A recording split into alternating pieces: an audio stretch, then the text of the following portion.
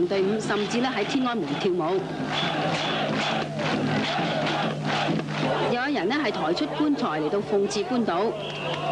中國政府咧一直最怕工人參加學運，不過今日連總工會同埋各間工廠嘅工人代表亦都話唔可以再唔出聲，要上街遊行。另外，中國各部委嘅屬下員工、人民解放軍嘅後勤隊伍，連小學生亦都參加遊行。經過咗幾個鐘頭之後，遊行隊伍仍然不斷向住天安門方面進發。北京市中心嘅交通可以話係全無人管理，只係有救護車同埋遊行隊伍嘅聲音。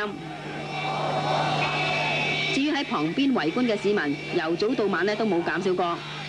無線電視記者陳慧儀喺北京報導。喺下晝1點，1000幾2000個北京外交學院嘅學生去到人民大會堂南門嗰度請願，佢哋高舉標語，聲援絕食嘅學生，要求政府盡快同同學對話。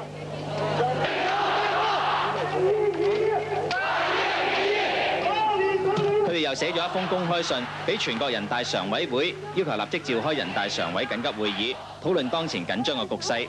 另外就係人大作為人民行使國家權力嘅機構，應該係體現民意，妥善解決學生絕食請願嘅問題，敦促政府喺平等、公開嘅基礎上面同學生對話，推進政治體制嘅改革。信件後來由人大信訪局局長陳文偉接收。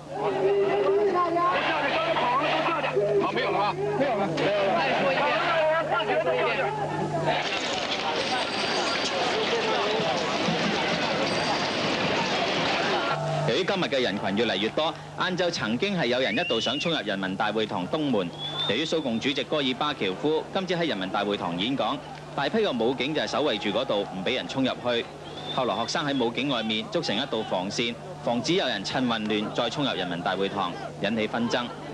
中共中央總書記趙紫陽今日凌晨代表政治局常委發表書面談話，肯定學生嘅行動，亦都保證絕對唔會秋後算賬。不過佢就要求學生冷靜，顧全大局，停止絕食。不過絕食嘅3000幾個學生呢，就決定係繼續絕食。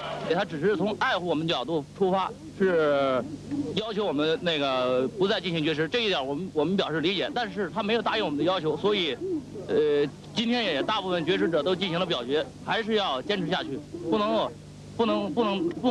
就此罷休。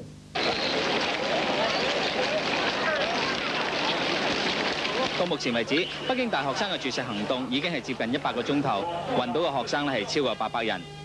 無線電視記者楊明龍喺北京報導。全部都係中央電台同埋電視台嘅職藝員，佢哋喺北京時間6點左右走出電視台門口靜坐，高叫唔再沉默嘅標語。佢哋就係要求有新聞自由。另外仲有1000幾個北京廣播學院嘅學生，亦都加入靜坐嘅行列。佢哋除咗高舉標語之外咧，仲唱國際歌同埋高叫口號㗎。幾千個上海學生喺黃浦江外灘同人民廣場遊行，佢哋攞住各式各樣嘅橫額，要求民主自由，並且聲援喺上海絕食緊嘅學生。而部分學生就聚集喺市政府大樓外面，呢度嘅警察並冇阻止學生，佢哋只係負責維持秩序，並且將睇熱鬧嘅市民同學生分隔開嚟，避免引起混亂。呢度絕食請願嘅學生一共有124人，佢哋係支持北京天安門廣場嘅學生，要求政府注視。而正在中國訪問嘅蘇聯主席戈爾巴喬夫，按照行程，聽日會去上海訪問。戈爾巴喬夫打算喺上海逗留大半日，然後就直接翻去蘇聯。接近4000個深圳大學嘅師生，今朝一早咧就喺深圳大戲院外邊嘅廣場集合。深圳市新聞界亦都有到場支持學生，同埋咧係爭取新聞自由。喺集齊人之後，佢哋就用5星旗同公開請願信開路，開始遊行。學生一路行，一路咧向市民募捐。深圳大學遲下咧會組一個團上北京，將錢咧係送俾學生嘅。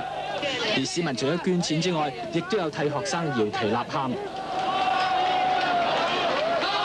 喺下晝1點幾鐘，學生到咗市政府門口遞請願信。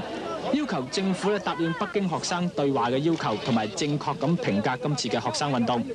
喺遞完請願信之後咧，市政府咧就出10幾架大嘅巴士，連同佢哋自己本身預備好10幾架巴士，車啲學生返學校。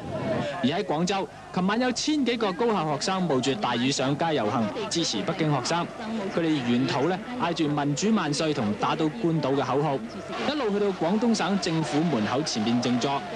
到今朝仍然咧有幾十個學生咧係繼續靜坐嘅。呢咧就係本港嘅大專學生喺2個禮拜之內第2次聲援北京學生嘅行動咧，而發起大規模嘅集會同埋遊行嘅。咁今日嘅集會咧就喺半個鐘頭之前開始，嚟自12間大專院校嘅學生啦，咁啊另外咧亦有啲教師，仲有唔少市民啦，就喺現場咧就加入今日嘅集會，估計咧就係達到5000人嘅。而論政團體民主政制促進聯委會亦都係有派代表嚟，民促會嘅代表咧就啱啱而家咧就係進場㗎，佢哋咧就係大約200幾人，喺1個鐘頭之前呢，就由中環遮打花園出發，沿住軒尼詩道就一路遊行嚟維園呢度參加集會。佢哋舉起支持北京學生嘅橫額，而喺額頭嗰度咧亦都係綁起咗頭巾，沿途亦都有啲市民係加入㗎。咁至於啲大專學生嘅行動咧，有部分人今朝早就已經係開始咗㗎啦。由李康全同大家講下。呢一項係緊急呼籲，北京學生現正以生命作為代價，爭取與政府平等公開對話。各間大專院校嘅學生今朝開始喺多個地鐵站外邊呼籲市民簽名，去支持北京嘅學生行動。而多間專上學院嘅學生今日就罷課，喺中午過後，400個學生喺遮打花園集合，然後開始喺港島遊行。呢一批師範嘅同學喺晏晝係沿住金鐘道步行過軒尼詩道呢條行人天橋去新華社，佢哋係去支持喺新華社外邊絕食咗2日幾嘅20個大學生。喺遊行途中，亦都有人支持同埋捐錢。到咗晏晝，陸續有大專學生嚟到新華社呢度慰問絕食嘅同學。喺4點幾，有一個參加絕食嘅中大學生支持唔住暈咗，要送去醫院。澳門遊行，佢哋由銅馬廣場出發，經過澳門最旺嘅街道，又沿途收集市民嘅捐款。一啲市民就拍手支持佢哋。遊行隊伍最後去到新華社澳門分社外面靜坐。呢一班學生話，靜坐行動會持續到星期日。5月18號，李鵬接見絕食學生，吳爾開希着住一身睡衣，從醫院嚟到人民大會堂。這烏爾凱西，你知道。